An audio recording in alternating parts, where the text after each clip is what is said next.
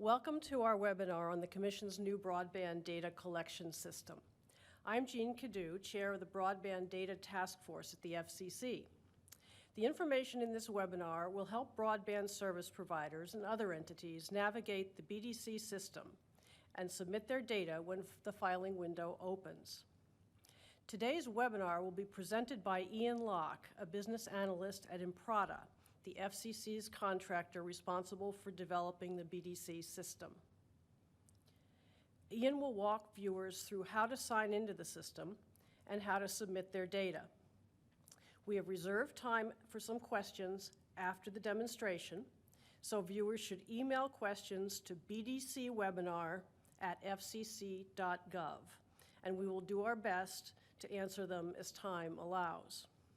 We ask that you try to keep your questions today focused on the BDC system and submit other questions about the BDC rules and other topics via the FCC's online BDC Help Center at www.fcc.gov/broadbanddata. We appreciate your taking the time to watch this webinar and hope that it will be helpful as you prepare for the inaugural BDC filing window starting June 30th, 2022, tomorrow, and closing on September 1, 2022.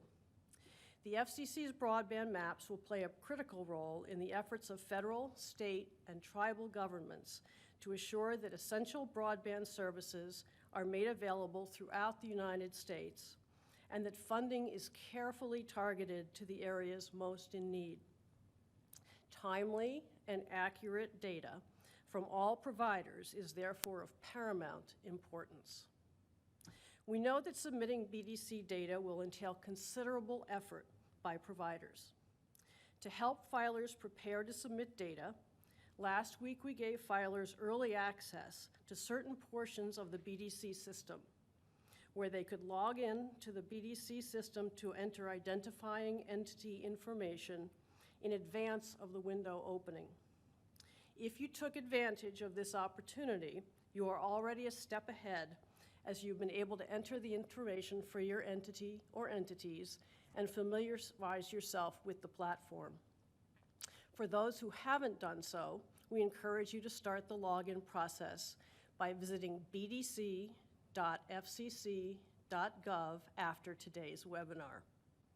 This webinar and Q&A session are part of a broader set of technical assistance materials the FCC has made available to mobile and fixed broadband service providers, governmental and tribal entities, consumers, and other stakeholders, all of whom will contribute data and information through the BDC to help improve the FCC's data on broadband availability throughout the United States.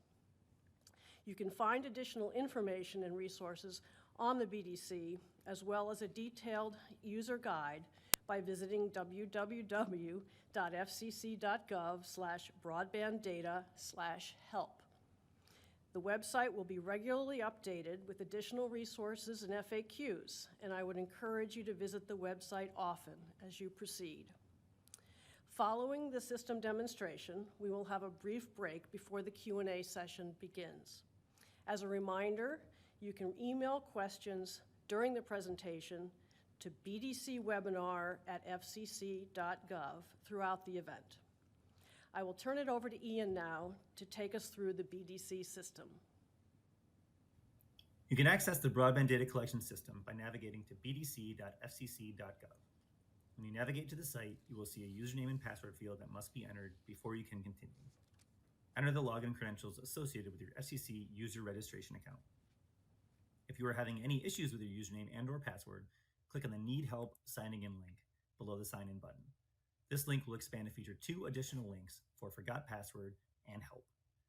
If you require additional assistance signing in, this Help link will take you to an external Okta page that can address any additional sign-in questions you may have. There are 3 links on the right side of the page that can navigate you to the BDC homepage, additional BDC resources, and the BDC Help Center. The BDC Help Center provides guidance on data specifications, tips for using the BDC system, and important reference documentation. Once you have entered your username and password, click the blue Sign In button to proceed. After logging in, you will be taken to the entity selection page. This page allows you to access all FRNs associated with your username in the Commission Registration System, commonly referred to as CORS. While most users will only be associated with a single FRN, users who manage multiple FRNs are able to access those FRNs through this centralized location. If you do not see an FRN in your list on the entity selection page, please log into CORS to view and update your registration as necessary. On this page, you will see a table populated with the FRNs your username is associated with. This table includes columns for FRN, entity name, entity type, filing status, and action required. The entity type column will display one of four types: unregistered, which is depicted on screen here, service provider, government, or other. The filing status column will display an icon with a tooltip that signifies your status for the most recent filing window. Within the action required column, service providers will see an icon with a tooltip that will alert them of the need to either start their submission or complete an in-progress submission. Please note that the action required column will not display an icon if you are a government or other entity.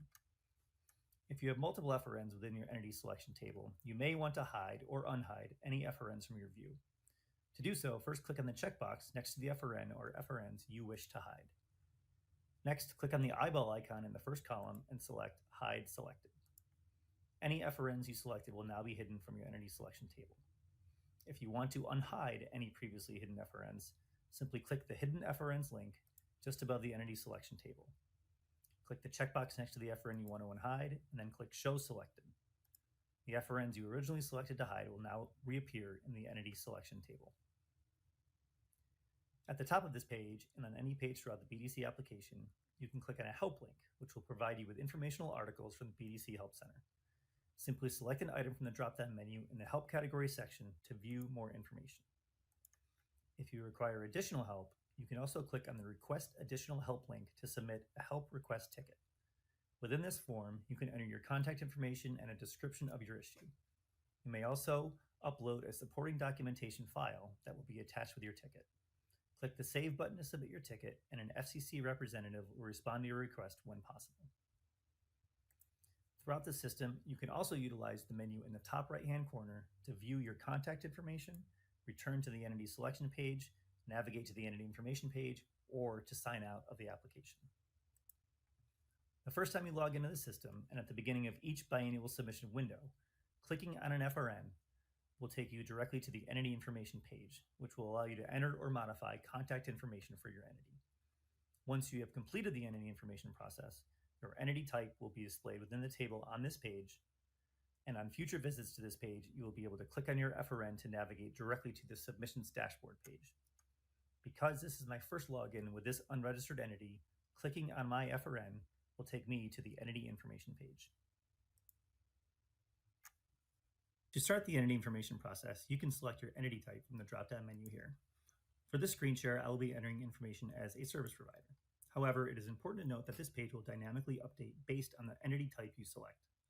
For example, if you state that you are a government entity, you will need to note that your government entity type, tribal, federal, state, or local. Government and other entities will also need to request the type of data they wish to submit within the BDC application: broadband availability data or bulk crowdsource challenge data. Government or other entities must select at least one of these two options, and they can also select both. The FCC will then need to accept or reject each individual request from a government or other entity.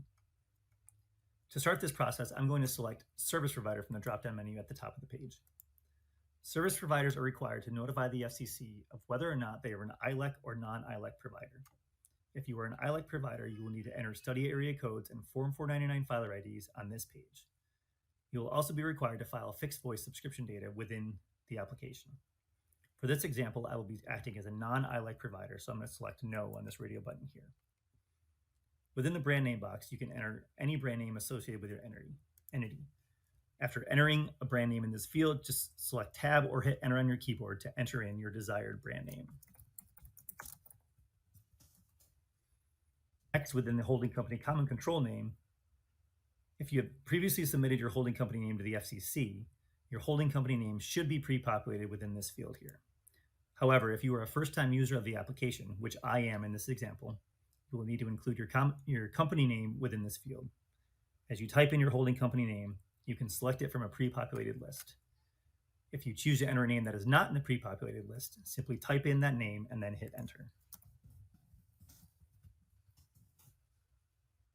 The website URL field, enter the URL that your entity uses to conduct primary business. This should be a valid domain name that ends in .com or .net as examples. If your entity does not have a website, simply click the checkbox to confirm that. This study area codes box will autocomplete as you type within the form. You can search by 6-digit code or by typing the name of the study area code. When you find your desired study area code, click the name to include it in the form. If you mistakenly choose an incorrect SAC, click the X to delete it. The Form 499 Filer ID form has the same functionality as the study area codes form. Simply click your desired ID to add it within the form. Service providers are required to submit contact information for a data contact, emergency operations contact, certifying official, and certifying engineer contact. So I'm going to enter in that information here really quickly.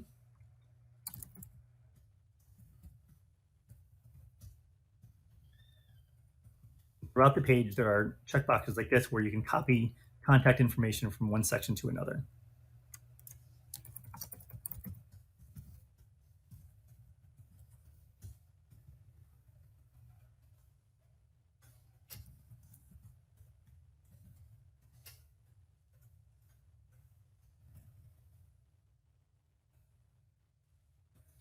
Clicking on the box that says this company submits only fixed voice subscription data and is not required to submit an engineering certification, your entity will be prohibited from uploading availability data or supporting data once you get to the submission overview page.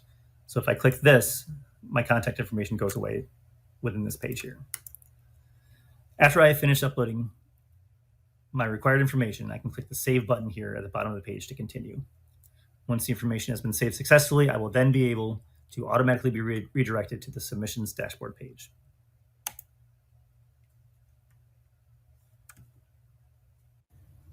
The Submissions dashboard is where you will create your submission. When you arrive at the page, you will see a biannual filing window box that displays important dates and statuses for your submission. The data that you submit for your filing will have a data as of date, which represents the final day before the filing window opens. These as of dates are typically June 30th and December 31st of each year. You will also see today's date and a window open and close date for the most recent biannual submission. In this example, the window for the December 31st, 2021 submission was open from January 1st through March 31st. The window status signifies whether the current date falls within the window to submit a current submission. In our case, today's date, June 25th, falls outside of the window to create a submission, so our window status is closed. The filing status will be blank until you create your first submission. This filing status will always give you a status for the most recent filing window, and you will see it populate once I create my submission on this page. To begin my submission, I can click the Create Submission button at the top of the screen.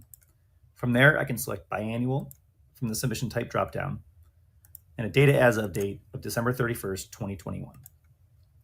Of note, the upcoming June 30th, 2022 date will appear in the dropdown menu on June 30th.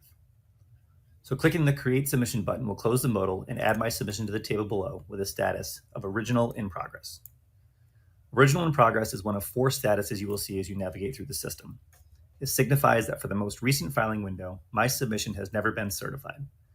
Other filing statuses you may see include Original Certified, which means your submission is currently certified for the most recent filing window, Revised in Progress, which means your submission was certified at one point, but has been decertified and is currently in progress, and Revised Certified, meaning that your submission was certified at one point, was decertified, but has since been recertified. You will also note that I now have an icon in the Action Required column. When I hover over that, I see a message stating, please start your in-progress submission. This red icon will be removed once I complete my submission. There is also a delete icon that I can use to delete my entire submission. Please note that deleting this submission from this page will delete all data associated with it, so it is important to be cautious when clicking this icon.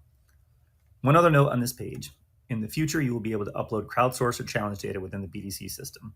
This could include challenge data for fixed broadband, mobile broadband, or the broadband fabric. When the challenge process is opened, you can initiate that process by clicking the Create Submission button at the top of this page. So to proceed, you can click on this link for your data as of date, and we will navigate forward to the submission overview page. The purpose of the Submission Overview page is to provide a central location for viewing, managing, and accessing data for your single submission. The Submission Steps section of the Submission Overview page allows you to manage your data in an organized and sequential way. This allows you to view your progress and status at each step, from the creation of your submission to its certification. The starting point for any new submission will appear slightly different for non-ILEC service providers and ILEC service providers, because ILEC providers are required to submit fixed voice subscription data, while non-ILEC providers are not. ILEC providers will see an action required icon within this subscription card until they upload fixed voice data. For each step, the associated page can be accessed by clicking on the status box. However, some of the steps will remain locked until the data requirements from previous steps have been met. For example, the supporting data page here will be unlocked once availability data is uploaded. The final data checks card cannot be accessed until a status of valid data provided is showing for subscription data, availability data, and supporting data. Certification is locked until all other steps are complete and showing valid data. If the status box has a blue border, then the box is unlocked, and clicking on it will take you to that associated page. Once a step is completed, a green checkbox will appear within each status card. Please note that only service providers are allowed to submit subscription data. Government and other entities will not see this subscription card on their submission overview page. As your data is uploaded, this page will display a table beneath these cards showing the various data services and technologies that you have included within your submission. So we're going to get started here by clicking on subscription data here from the submission overview page. The subscription data page has been designed to mimic the current design of the Form 477 site. This page is where providers can upload fixed broadband subscription, fixed voice subscription, mobile broadband subscription, and mobile voice subscription data. Please note that for the upcoming June 30th filing, broadband providers will need to submit subscription data in both the BDC and Form 477 system. On the entity information page, I signified that I was a non-ILEC provider. Because of that, I am unable to upload any ILEC data here within the fixed voice subscription section. If I were an ILEC provider, an ILEC link would also be displayed here within the fixed voice subscription section. You'll notice that each type of data has its own status that currently displays no data entered. As I upload data, these statuses will be updated to display whether my data is valid or if it has any errors. Clicking on the fixed broadband subscription link here will allow me to upload fixed broadband subscription data. On this page, I can choose to upload data via file upload or by data entry. If I click the data entry field tab, I can enter my FBS data on a row-by-row basis by selecting a state, county, tract, and technology, then entering my bandwidth speed and number of connections. Clicking on this Save Row button here would add an individual row to a table at the bottom of this page. If I'd like to upload my fixed broadband subscription data via file upload, I can do so by uploading a CSV or text file. In this first instance, I'm going to upload a file that contains an invalid technology code.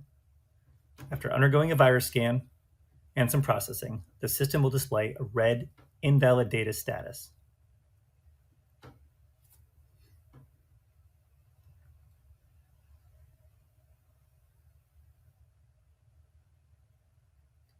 I can also click on this View Details link here to view more information about the errors within my file. As you can see, I had in row 2, I had an invalid technology code.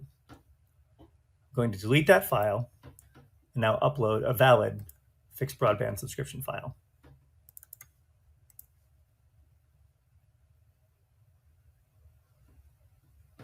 You'll see now that once my file has finished processing, I will see a green valid data status. When I return to the main subscription data page, I will also see a status of valid data for fixed broadband subscription. So you see here the valid data status here. When I return to subscription data, I now have a valid data status for fixed broadband subscription. For fixed voice subscription, users can enter their census tract level data by clicking on either Upload Files or Data Entry on the left pane here.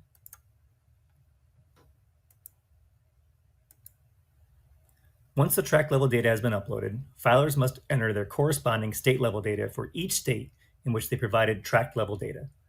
Similar to the current 477 site, this state level data is separated by interconnected voice services and voice grade equivalent lines in service. The functionality for the mobile broadband subscription page is similar to the fixed broadband subscription page. Users can upload a CSV or text file with their MBS data, or they can click on the Data Entry tab and enter their mobile broadband data on a row-by-row basis. For our example, I'm going to enter mobile broadband subscription data for the District of Columbia.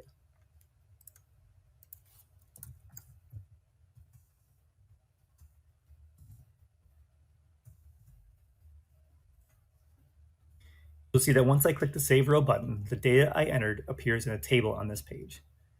If I need to delete my data for any reason, I can simply click on the trash can icon and my data will be removed from this table.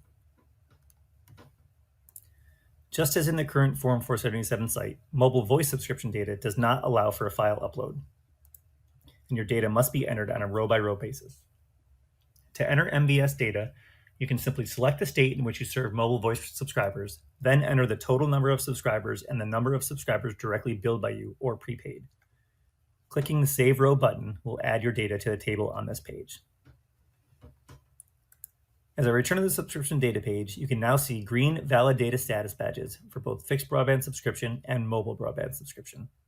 If any of my data were invalid, or if I was missing required subscription data based on my availability upload, these statuses would be updated accordingly. When I now return to the submission overview page, my subscription data card shows a green check mark and a status of valid data provided. My availability card also now displays an action required status. This is because I need to provide availability data for any technology where I've submitted subscribership data. The table on the bottom of the submission overview page displays the progress of the data I've already included in my submission. For fixed broadband, the table shows that I've uploaded data indicating that I have 350 subscribers split up between two technologies, copper and fiber to the premises. Because I have not yet uploaded availability data with these technologies, there is a red icon indicating that I need to upload data that includes each respective technology. The same logic is used on the mobile submission data table at the bottom of the page. Because I have uploaded subscription data for mobile broadband, I will also need to upload availability data containing that service. Please note that there is a files currently processing message within each column here. Because some files uploaded into the BDC system will be very large, the data within this table will not be populated with your data until the files you have uploaded have completed processing. Clicking on the availability card from the submission overview page will take me to a page where I can upload my availability data. From this page, users can upload fixed broadband, and mobile voice availability data. When uploading your files, it is very important to follow the guidelines established by the FCC in the Input Data Specifications documentation. The Commission has provided multiple help resources within the BDC Help Center website, and it's highly recommended that you view those materials first before preparing your availability upload. To start your upload process, click the Upload Availability button at the top of the screen. In the modal that appears, select the data type that you wish to upload data for: fixed broadband, or mobile voice availability. After you select your data type, the file type menu will be updated to include the various file types that are accepted by the BDC system. For fixed broadband, you can see that the system allows for 5 different file types: CSV, Esri shapefile, GeoJSON, Esri file geodatabase, and GeoPackage. I will select Esri shapefile for this example. And I will upload my fixed broadband availability file here. Clicking the Upload Data button will start the process. As my file is uploading, it's important to note that multiple files can be queued up for processing, and one file is processed at a time. For government and other entities, uploaded data can include data for one or more providers. Your file will undergo a virus scan, and then the system will process the file. As you can see, my file has been successfully uploaded and is now displaying a status of valid data. A review map link also now appears on the page. Clicking that link will allow me to explore the data I uploaded to ensure that it is displaying on the map as I expected. Validations are performed on availability data as each file is processing. Some of these validations result in a hard stop error, which will cause the file to be invalid and rejected by the system. Examples of hard stop errors can include files that are missing required columns or files that include invalid values. Other files may produce warnings. Files that produce warnings are still accepted by the system, but a status will be provided notifying the user of the warning associated with their upload. Examples of warnings can include invalid geometries within your file, which are repaired by the BDC system, or files that include a non-WGS84 projection. In this example here, my fixed broadband file has a warning associated with it. If I click on the View Details link, I can view that. My file included an additional column, an ID column, that did not match the data specifications. That column will be ignored, and my file will still be accepted by the system. Because I uploaded mobile subscription data, I also need to upload mobile availability data, which I will do so now. The process is similar to the fixed broadband availability upload. I simply select mobile broadband availability as my data type, and for file type, I'm going to upload a shapefile again. Clicking on the file, then select the Upload Data button. The file types for mobile broadband are the same as fixed broadband, except for CSV files, which cannot be uploaded as part of your mobile broadband availability submission.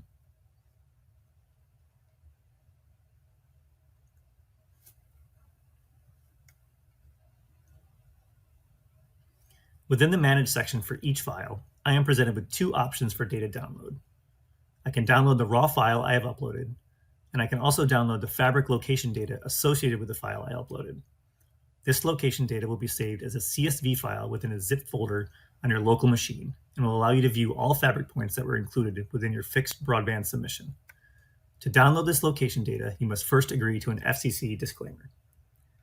So if I click on this Manage icon here, I can select Download Raw Data to download my original file, or if I select Download Location Data, I will see a disclaimer for the FCC. If I agree to that, I can then download a file to my computer.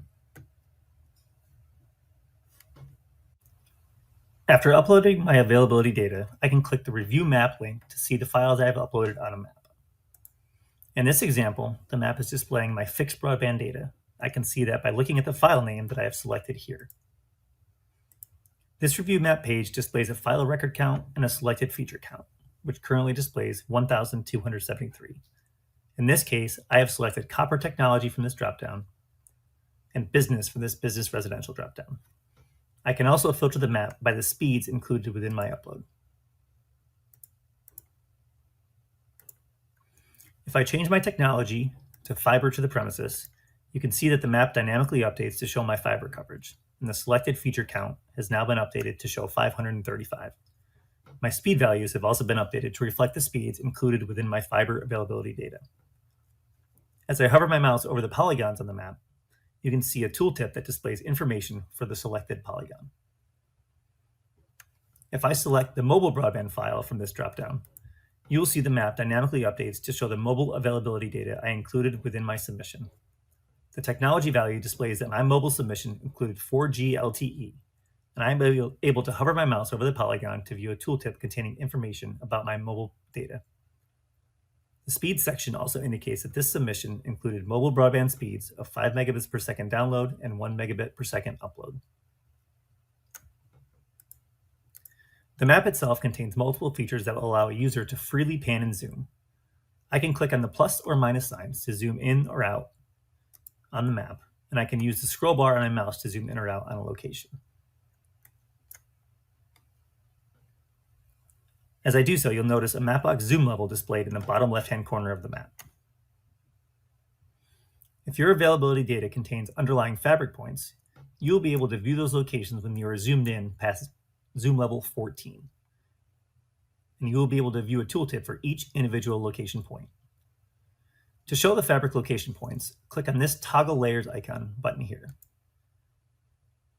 You will see a Fabric Data Points checkbox, which will be clickable once you have zoomed in past zoom level 14. As you can see here, I'm at zoom level 11.22, so the Fabric Data Points box is not accessible. But once I zoom in past zoom level 14, the Fabric Data Points box is now clickable, and by clicking that, I can view all underlying Fabric Data Points within my availability submission. If I hover my mouse over each availability point, I can view a tooltip that shows broadband data for each location. Clicking the globe icon here will display the map at a nationwide level and will show a view of the continental United States. Clicking this circular icon here will reset the map to its default location, which in this case is a bounding box around the copper broadband data I have uploaded. Users can also click the toggle layers icon here to change the Mapbox base map as they wish, from a dark street view, a light street view, and a satellite view. Government and other entities will have one additional drop-down menu within this review map page. Because their availability data may include data from multiple providers, this review map page will include a provider drop-down menu that will allow filers to view their availability submission by provider. If you have reviewed your map data and find it accurate, you can return to the submission overview page. You'll notice that I now have a green checkmark on my availability card, and the table towards the bottom of the page has been populated to include my availability data. You'll also see the number of locations that fall within each part of my availability, split up by technology. The supporting data card has also been unlocked, and I can now progress to uploading my supporting data. After uploading my availability data, I am now required to upload supporting data for each technology that was included in my submission. This supporting data differs by technology and may include sections such as propagation modeling information, link budget information, and/or methodologies for how you collected your data. You'll see that on this page, I have two fixed broadband technologies for which I need to provide supporting data, copper and fiber to the premises. I also need to provide supporting data for 4G LTE, since that was included as part of my mobile broadband availability upload. Any technology that is missing valid supporting data will be tagged with a yellow hazard symbol, along with a count of the required supporting data, i.e. 0 of 1 or 0 of 5 in this example here. As you submit supporting data, each technology section will display a green check mark, and the supporting data total at the top of this page will update dynamically. To start the supporting data process for copper, I will need to select one or more methodologies from this list of options. Next, I will need to enter some explanation text describing the process I used. Finally, I will need to enter the distance from the aggregation point here. As I click Save, you'll notice that I now have a green check mark for copper, and my supporting data total has been updated at the top of the table. The process for fiber to the premises is the same as copper, so I'm going to fill that information out now. Please note that other fixed broadband technologies, such as licensed fixed wireless, have different supporting data fields and may also require a file upload. As I move on to my mobile broadband supporting data, you'll notice that I must upload two files within this propagation modeling information section, a propagation model details file and a cluttered category data file. For the propagation model details file, there is also a text box here where I can provide an explanation of the conditions under or base stations for which each model and tool identified in the propagation model details file apply. I'm going to fill that out now as multiple models were included within my file. I'm going to click Browse here to upload my propagation model details file. A series of validations will be performed on each supporting data file uploaded into the system. Please be sure to consult the BDC Help Center for data specifications regarding each of your supporting data files, as you will not be able to progress towards certification if any of these files contain invalid data.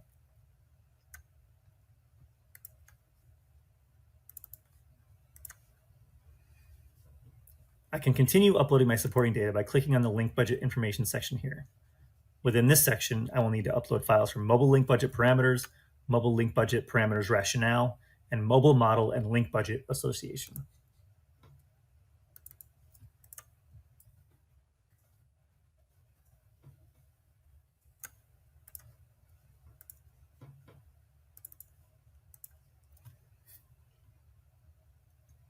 You'll notice that as I successfully upload a file, the supporting data total at the top of the table is constantly updated.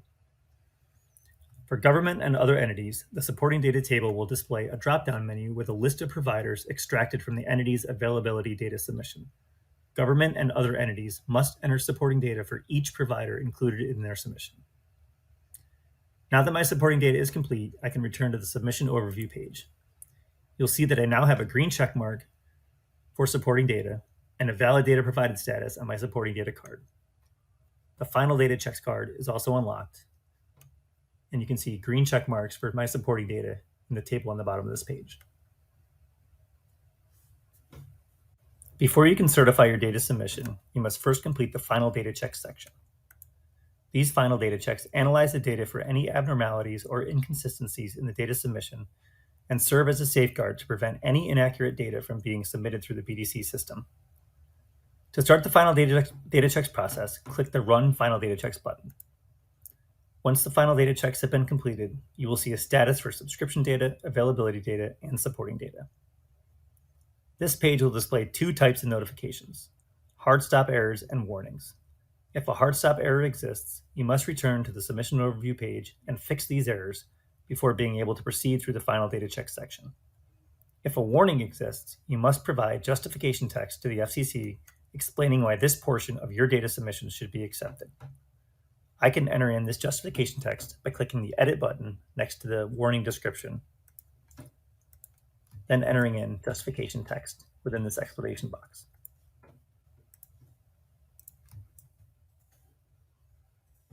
See that once I complete all three of these, I now have a green checkbox on subscription data. I can click on availability data and I see that I have one availability data warning at the bottom of this page. The process is the same. I can click the Edit button, enter my text, then click Save. If you want to download a file of your final data check warnings, click the Download Errors link in the top right corner of this page. This will download a CSV file of warnings to your local machine. It is important to note that changes, deletions, or additions to your data in any way will require you to rerun final data checks. You will then need to re-enter any explanation text that you may have already provided. For each technology included within my availability data submission, I will also need to confirm my map data to complete the final data check section. I can start that process by clicking this Confirm Map Data link here. If you'll remember, my fixed broadband availability upload included one file, and that file contained copper and fiber technologies. Those technologies can be viewed on this map. If I had uploaded multiple files containing copper, this map would combine those two files together so that I could view my entire copper availability submission.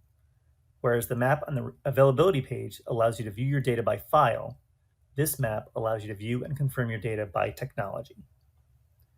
Once I review each fixed technology and confirm its accuracy, I can click the Confirm button here.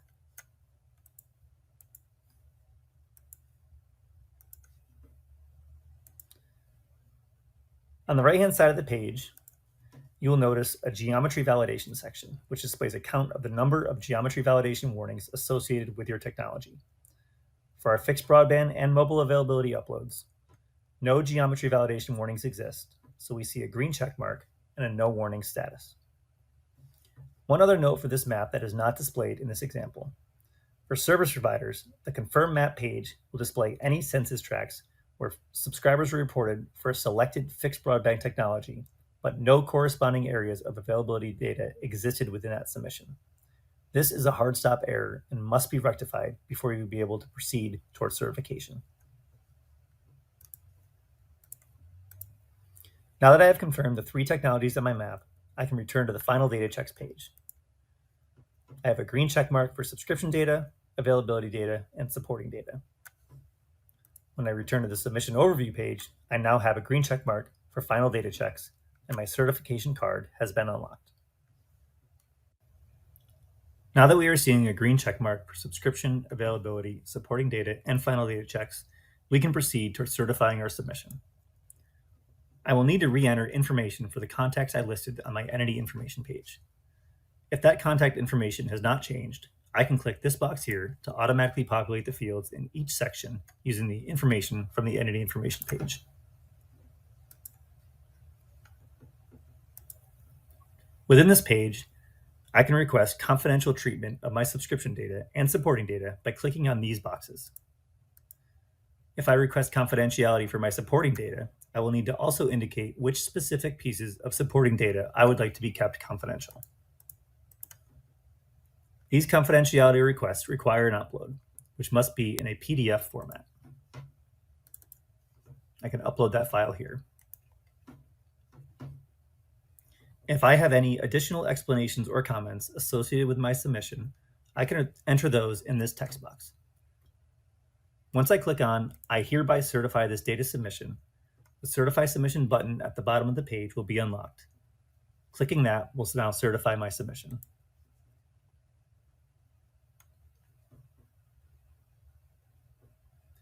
On the Submission Overview page, you will now see a status badge displaying my submission as certified. You will also see that my submission filing status is now listed as Original Certified, as opposed to before where it was listed as Original in Progress. In case you need to amend your data, you can click on the Decertify Submission link here. You will have two options for decertification: starting your submission from scratch or retaining your current filing data and modifying it as necessary. This second option will allow you to keep your existing data and modify specific pieces of the submission.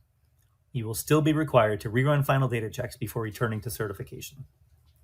I'm going to select option 2 for our example here. When you decertify your submission, your filing status will change to Revised in Progress. This status will be updated throughout the application, including on the Submissions Dashboard page, the Entity Selection page, and the Submission Overview page. You'll notice now that if I click on my submission, the data for my subscription, availability, and supporting data sections has been retained.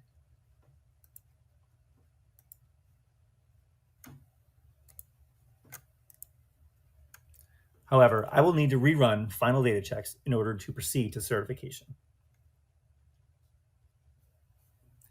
This concludes the formal walkthrough of the BDC application. Filers are encouraged to log in and start the process of filing as early in the window as possible, given that there are a number of validations the system performs that may require users to modify their data in order to submit. Again, please visit the help page at the top right of this site or visit the BDC Help Center for additional information on the broadband data collection. Thank you, and we wish you the best of luck with your submission.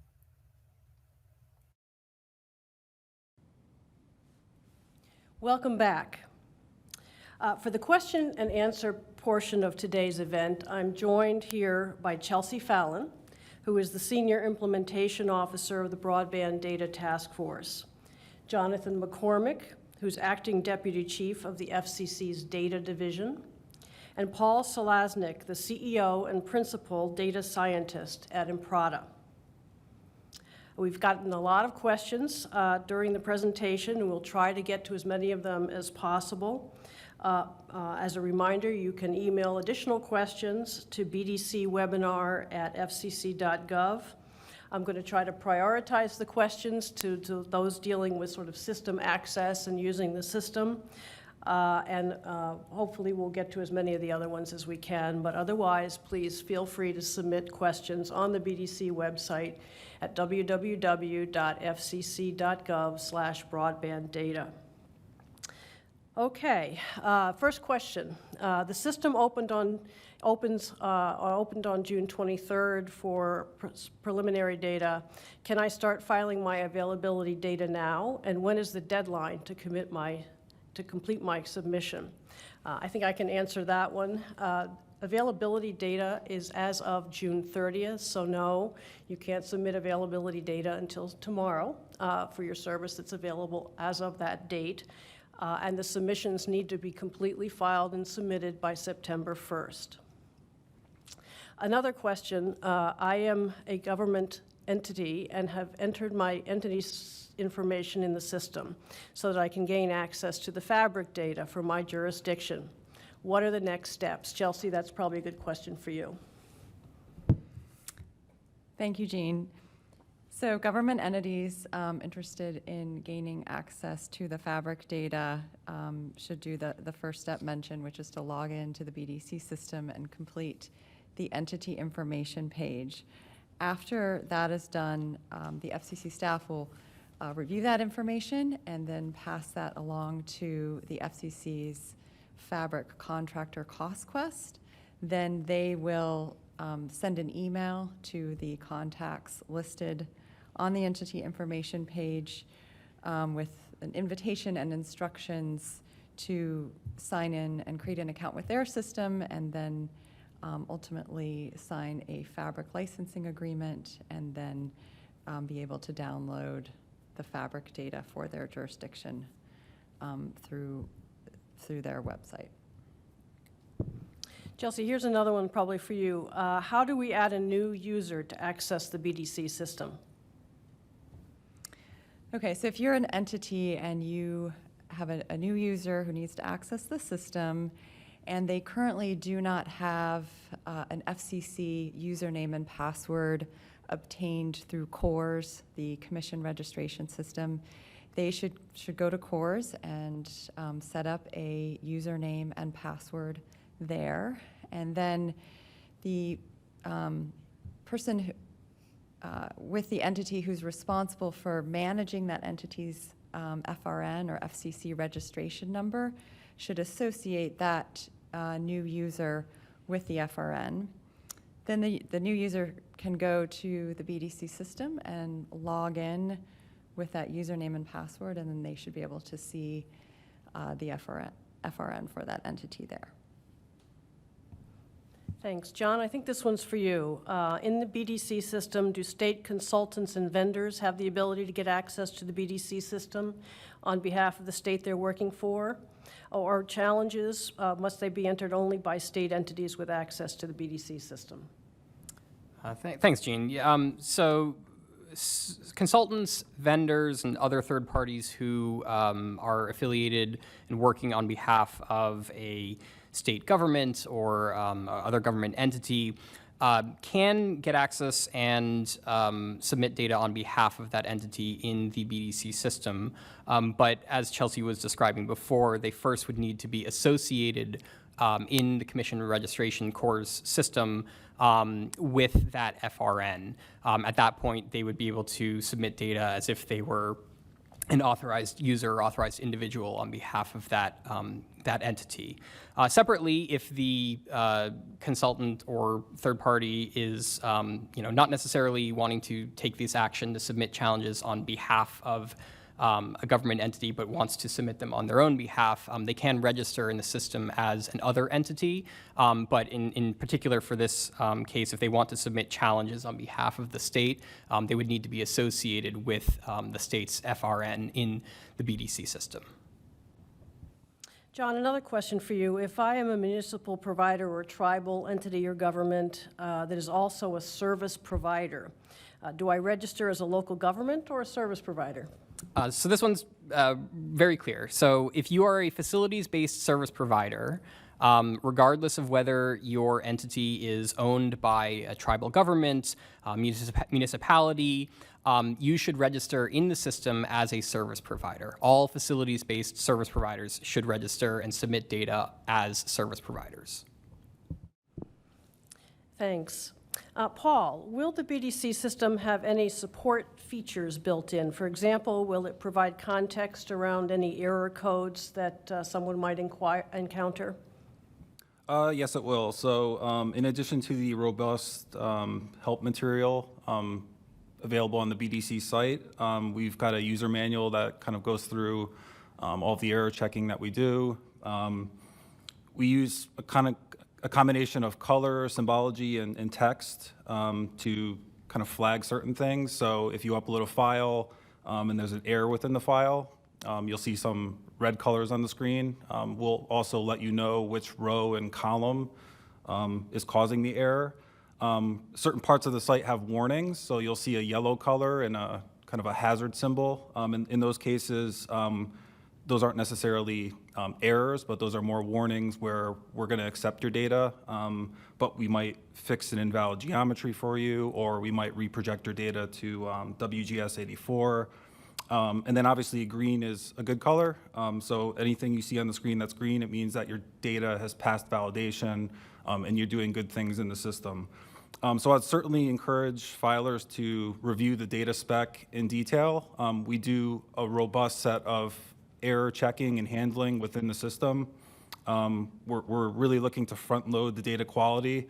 Once you get the certification, the commission can be assured that the data is of good quality, meets the data spec, and this will lead to less issues down the line. In addition to kind of file-based checks, we do something called final data checks, which aren't necessarily hard stops, but there are things that look suspicious in the data. And again, this is an additional effort for us to kind of try to flag certain things that might look suspicious or might look like they could be a problem in the data, and then allow users to provide justification to get through that. Outside of that, you'll see some banners at the top of the page. Again, if you've uploaded subscription data for a particular technology, but have not provided associated availability data, you won't be allowed to proceed through certification. So the answer is yes, robust error checking within the tool. There's help guides, there's a data specification available, and submission overview will guide you through the process, and along the way you'll see green checkboxes show up. And then again, the goal is to certify with clean data. Thanks, Paul. And I think we're also going to be publishing a error code tutorial in the coming days that will also help users with those kinds of error codes. Another data question for you, Paul. Does my data need to include header rows? Yeah, so the current 477 system, when you upload your subscription data, there are no header columns or rows identified. In the new system, you've got an optional header row that you can add. We do encourage filers to include a header row for the subscription data, just in case you mix up columns in your data and that could cause issues down the line. But within the availability page, the supporting data page, column headers are required in all files that are uploaded within the application. Thanks. John, what type of and format of information and data will be made public after the BDC filings are collected from broadband providers? So stay tuned. We will have additional information coming out later on about the map and what will be made available after the filing window closes. But I can tell you that right now the plan is to have a public map that users can see all sorts of data, that have been submitted, including the availability data. But then additionally, when we get to that, challenges, things like that, of that nature would be mapped as well. And additionally, we are expecting to allow users or members of the public to download information about the submitted broadband availability data. In the case of mobile broadband availability data, that would probably look something pretty similar to what we have today with the Form 477 system, mobile coverage maps in the form of shapefiles that represent the polygons that were submitted by the service providers.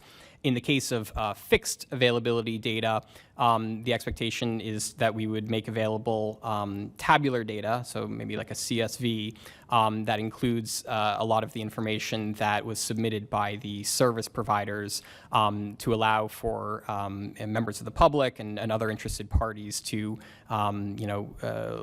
do their own analysis of the data and to load things into other systems, and so that those would all be made available once the map is live. Thanks, John. We've received a couple of questions about the credentials that need to apply to a certifying engineer. The FCC recently released a public notice on that question. There was a petition for clarification and/or waiver that was filed, and comments have been filed, or reply comments. While that petition is pending, we can't really provide additional guidance on the professional engineering certifications, other than it was in the third report and order. But once the proceeding has concluded, we'll post guidance at fcc.gov/broadbanddata. Chelsea, if a provider is not a CLEC, but they're reselling another provider's internet service, do you need to file a BDC report? So if a provider is only a reseller of broadband internet access service and is not a facilities-based broadband provider, they should not file availability or subscribership data in the BDC system. In that case, the facilities-based provider should, their filing should cover the information on the service footprint as well as the subscribers served by that reseller.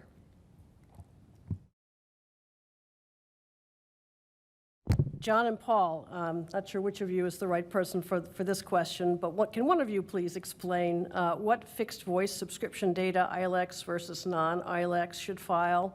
And a related question, if the entity is a combined regulated ILEC and a non-regulated CLEC with a single FRN, how do they report?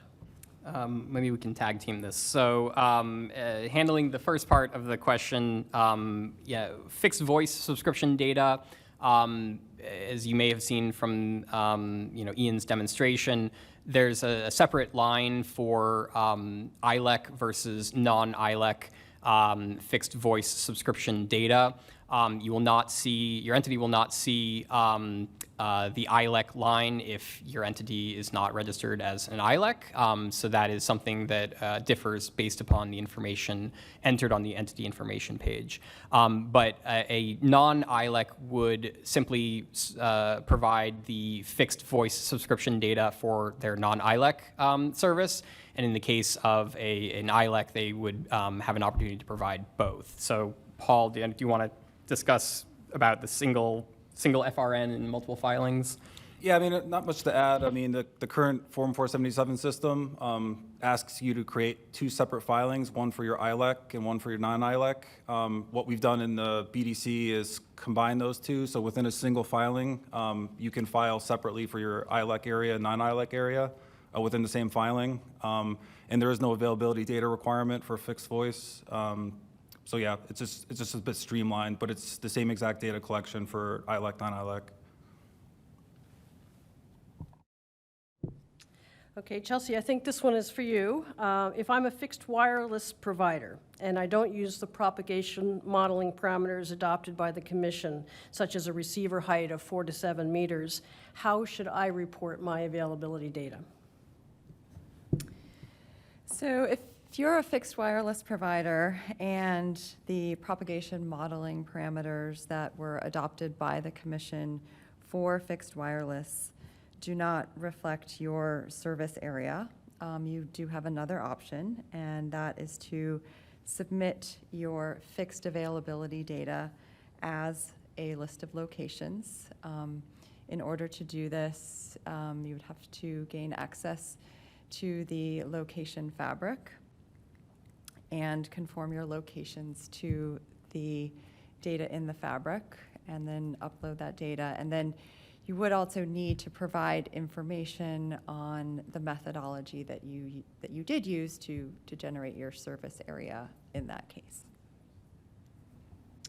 Okay, John, a question about the fabric locations. If a filer is using the fabric location data for the filing and determines that locations are included in the fabric that are not truly broadband serviceable locations, or what we call BSLs, do they still go ahead and file those locations in their data, or do they just leave them off the list? And how do filers also handle missing locations? That's a good question, Gene. So for each filing round, the broadband serviceable location fabric will be used as the basis for the submission and processing of fixed broadband availability data. And that we recognize that there may be instances that information contained in the fabric may be inaccurate or not reflective of conditions on the ground. But we do need to have a baseline upon which all of the data that comes in for a filing round is based. So in the case where there are locations that the filer believes are not actually broadband serviceable locations, they should still file and include those in their service footprint, regardless of what they think is actually the accurate, the truth on the ground of whether those are BSLs. They should still report those if they are contained within an area that they either serve or could serve within, the requirements that were adopted by the Commission. And similarly, if there's locations that are missing, they should not include those in their information. It really needs to be based upon I think the active locations that are in the broadband serviceable location fabric. I would note that for entities that believe that there are inaccuracies, there will be an opportunity, and there'll be more information coming later this year on being able to submit Fabric challenges. So we would encourage folks who think there are inaccuracies to not just ignore those, but to take note of them and let us know when that the window to file those Fabric challenges opens. But at least for this, for an initial filing round, they should be based upon the Fabric as it currently is adopted and in place by the Commission. Thanks, John.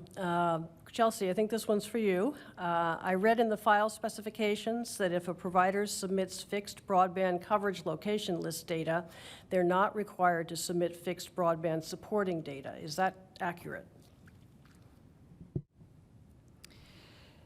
So not exactly. So if all filers of availability data do have to submit some type of supporting data.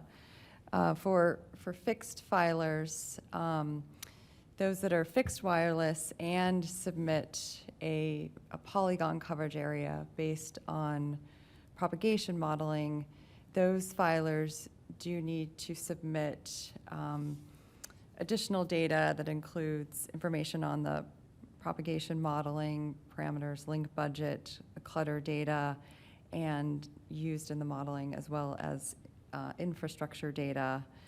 All of the other filers of fixed availability data do need to provide information on the methodology used to generate their coverage area, and the wireline providers that needs to include some information related to the maximum buffer requirements for each technology. Okay, I got another one for you, Chelsea. Will templates be available for download for completion and uploading of data? Yes, so file templates and sample files are available now on the online BDC Help Center pages, which is www.fcc.gov/broadbanddata/help. And there are help articles there on how to format each type of data file, and those pages do include links to the file templates and sample files that can be downloaded there. Okay, John, let's give Chelsea a break for a minute. Can I upload a list of addresses to report my fixed broadband availability? So to be very clear, the file that you can upload for fixed broadband locations is not address-based. It is based upon location IDs, which identify uniquely each broadband serviceable location from the fabric. Any sort of address matching to match up between what a service provider may have in its records about a location with the broadband serviceable location fabric is something that the service provider will have to do on their own to work with the data once they have received that from CostQuest. But no, there's not a way for the service providers to upload a list of addresses to identify the points. They need to identify them by either uploading a polygon that covers the areas, in which case the system will automatically do the intersection and identify the points, or they will need to submit a tabular list of location IDs. Paul and/or John, must subscription data be entered before availability data, or may we enter availability data prior to subscription data? So the order of those two does not matter in the system. You need to enter availability data before you upload your supporting data, but you can start either at the availability data step or the subscription data step. You will not be able to proceed to final data checks until subscription data, availability data, and supporting data have been uploaded, and you won't be able to certify it until the final data checks have been run and have all been addressed. Thanks, Paul. Chelsea, here's a kind of a long question, so bear with me. The April 14th preliminary Fabric PN states that, quote, fixed broadband service providers that submit availability polygons to report their availability must ensure that their polygons include, and only include, the locations in the fabric to which the filer is providing service or those to which it could provide service with a standard broadband installation as defined in our rules. So the question is, how should a provider using the polygon method ensure that its polygons include, and only include, the locations in the fabric? Okay, so we highly encourage the polygon filers of fixed availability data to get access to the fabric and use the fabric when preparing or checking your polygon coverage areas. And so in order to do that, that would involve going through the process of gaining access to the fabric and then overlaying the polygons on the locations, and to see if the locations that are there are locations that you either have an existing customer or a past customer, or as a location that could be served within 10 days under the definition of a standard broadband installation. In addition, so that's sort of working with your data before you've uploaded it. If you upload a polygon into the BDC system, the map playback there, when you zoom in, will show the individual point locations from the fabric that your polygon overlaps, and then those would also be available for download. Okay, and a related question, are providers required to match to the FCC CostQuest location IDs and utilize the CostQuest production data within their shapefile uploads?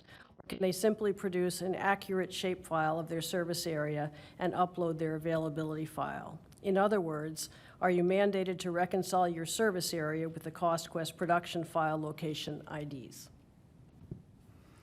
So as I said, I think we highly encourage the polygon filers to check their polygons against the fabric. I think that you probably find that will help in the later on, perhaps in the challenge process. But to clarify, if you are uploading a polygon, the file should not include the points as well. It should just include the polygon. But again, we do highly encourage filers to ensure that their polygon includes those locations from the fabric that they serve, where they have a customer or could connect a customer with a standard broadband installation.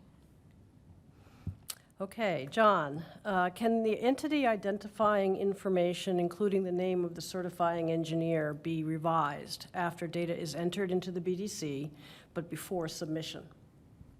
Yes, so the entity information which users will be prompted to complete for the first time for an entity when they first try to log into the BDC system can be revised at any point, frankly. And moreover, if you get halfway through your submission, you realize that actually that person left and you want to change it to a different, a certifying official or a data contact you want to change to a different person, you can just go, I think it's top right corner of the screen, you go to entity information and you can modify that. But moreover, even if you have a entity, a data contact or emergency operations contact that's on file sort of as the default on that entity information page, you do not actually need to use that person's contact information when you are certifying. So on the certification page itself, there's a little checkbox to populate the information with the contact that you have on file on that entity information page.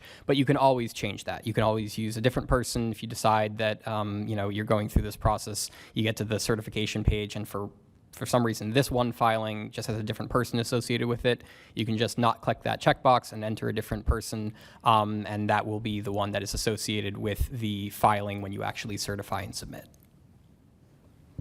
Okay, Paul, here's one for you. Can you submit some of your data, log out, and then log back in later, and continue the submission? After we have done all the steps except for the certification, can we log out and then the certification officer log in and certify the data? Yes, so you can complete your submission piecemeal over the course of days or weeks, as long as you file by the deadline. And in fact, on the availability page, some of these files could process for a bit of time, so you can actually leave the page and those files will still be running in the background. It's an asynchronous system, so files that are uploaded and processed are queued up and processed one at a time. So the answer is yes, you could submit over the course of a short period, and all of the data that you've uploaded to date would be retained and you'd be able to pick up where you left off. If you wanted to get all the way to the certification step and have a certifying official log in and do the final certification, that's certainly something you could do. Okay, Chelsea, does deployment data need to be entered into both the 477 portal and the BDC portal, excuse me? Okay, so in regards to what needs to be filed in the BDC system and the Form 477 system, particularly for this upcoming filing round. So BDC availability data needs to be filed in the BDC system, and then the Form 477 deployment data needs to be filed in the Form 477 filing interface. That filing requirement has not gone away. And then broadband subscription data does need to be submitted in both systems. They are largely the same. There are a few minor differences, particularly with technology codes. So the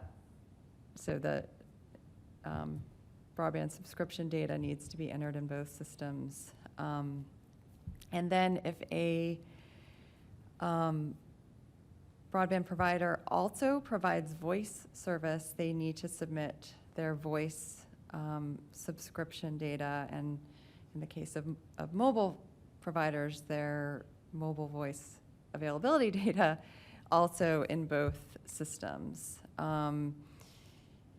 The only sort of category of providers who do not need to submit in BDC would be providers that only provide fixed voice service. They continue to submit in the Form 477 system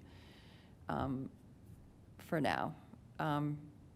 So by and large, most filers need to submit data in both systems, but the availability data is different for what's submitted in BDC versus Form 477.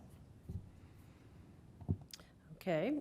Can you explain, Chelsea, how file loads work for a parent company that has several subsidiaries or affiliates?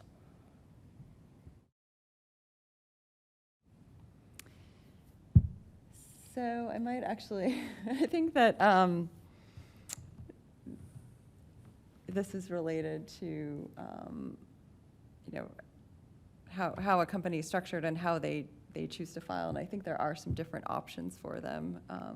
Is this something, John, you might be able to elaborate on? Sure. So obviously the commission registration system cores, you can register new FRNs. There may be legacy FRNs from prior configurations of a particular company or organization, or they may, for a variety of reasons, file data and file things with the FCC using multiple FRNs for a regional subsidiary or whatnot. In the BDC system, an entity basically has the option to do whatever it sees fit. I mean, we do collect the holding company information, and so there is information that comes in there. But if a company that has historically filed their deployment data, their subscription data across multiple different multiple different subsidiaries of a holding company, wants to continue to do so in the BDC, they are more than welcome to do so. If they want to consolidate things and streamline it, so they upload data for a single FRN to choose one of them, or potentially even register a new FRN to handle that, they're welcome to do so. We do maintain an association within the BDC system of the sort of parent holding company, so that for purposes of the challenge process, for purposes of reporting of data later on, we will be able to associate those together. But if there are multiple FRNs for a company, and the company continues to want to file things separately, they are welcome to do so. Okay, Paul and/or John, here's another data question. Should locations flagged false in the BSL column be included in the CSV locations upload, or should they be filtered out before submission? So they actually must be filtered out. If you upload a CSV location-based fixed broadband file with false BSL location point, it'll be rejected by the system. So you'll get an error message saying location ID 123. It's not a BSL location. Okay. Probably for one of the two of you as well, will it be possible to see the heat map for mobile submissions using the BDC map browser? The sample shown in the webinar didn't show a heat map.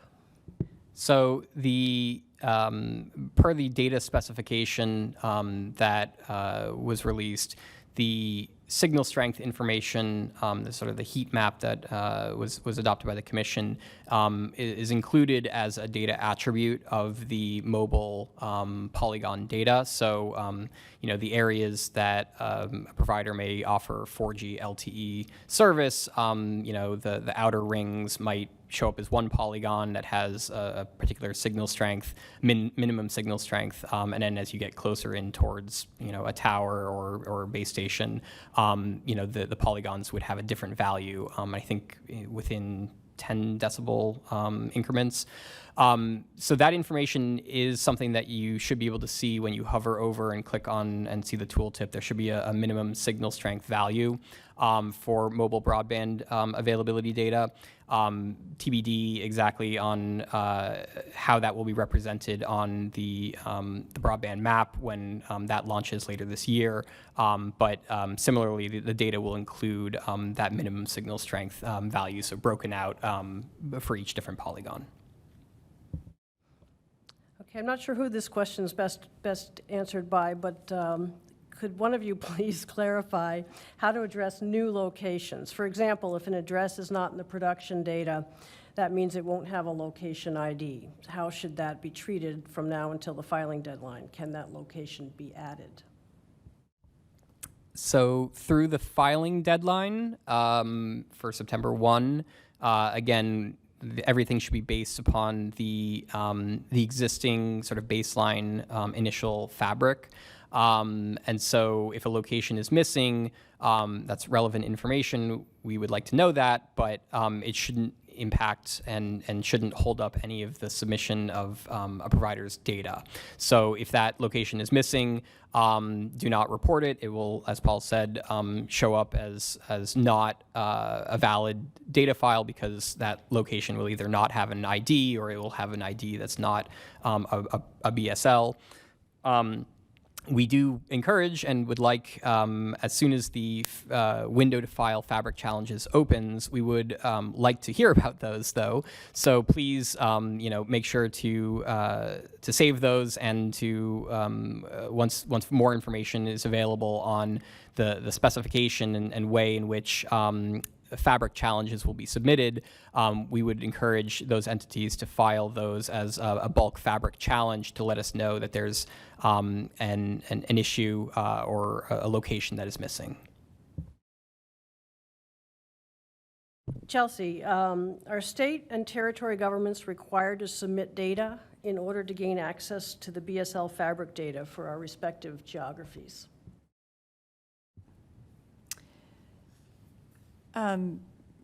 No, so the state, local, tribal, governmental entities can go through the process of gaining access to the fabric. I think, and they would not also need to submit service availability data. I think if they were interested in submitting bulk fabric or bulk fixed availability challenges, they would need to use the fabric location IDs as the basis for that bulk challenge data. But if they take a look at the fabric and don't find that there is no need to submit challenges, then there is no requirement to do so. Okay, here are a couple of questions about study area codes. I'm not sure we have the right experts on this panel, but let me give it a try. If submitting a filing for broadband only, do you click boxes to state no study area codes and no Form 499 ID?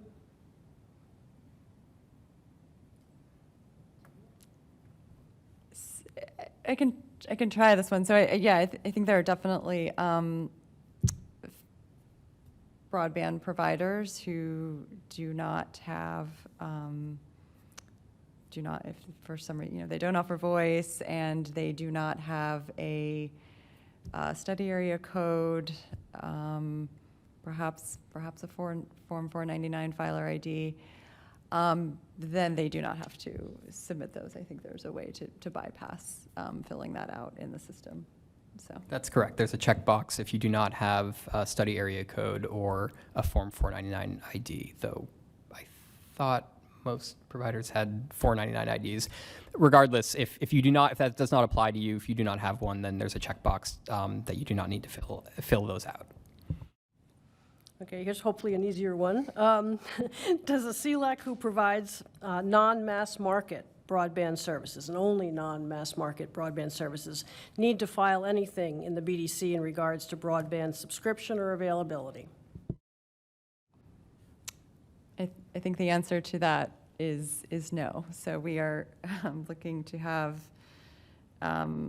availability of mass market broadband internet access service reported in the BDC system. Okay, hopefully another one here for the BDC filing. Do we report all locations that have either active or inactive service as of June 30th, or just locations that have active service? Are we to enter the maximum speed a location can receive, or what the customer is taking? I think I can take this one. So on the first question, the first one there, the availability data coverage area footprint should include both existing customers and service, as well as customers that could be served under the definition of a standard broadband installation, which includes being connected within 10 business days of a request, with no extraordinary fees outside of the normal connection fees. I'm not citing the exact definition, but use the definition of standard broadband installation. And so those are the sort of universe of locations to include. And then for report the technology or technologies that could be used to serve that location. And then for each technology, report the maximum advertised upload and download speed available. And then I would encourage folks to look at the data specification for some more detail there on the what to report if the speed is the maximum advertised upload and download speed is below 25.3 or above 25.3.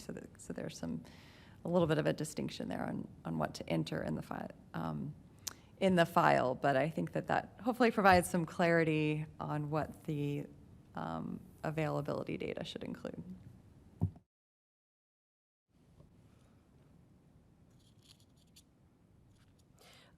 Another question, if you have fixed wireless, do you have to use polygons?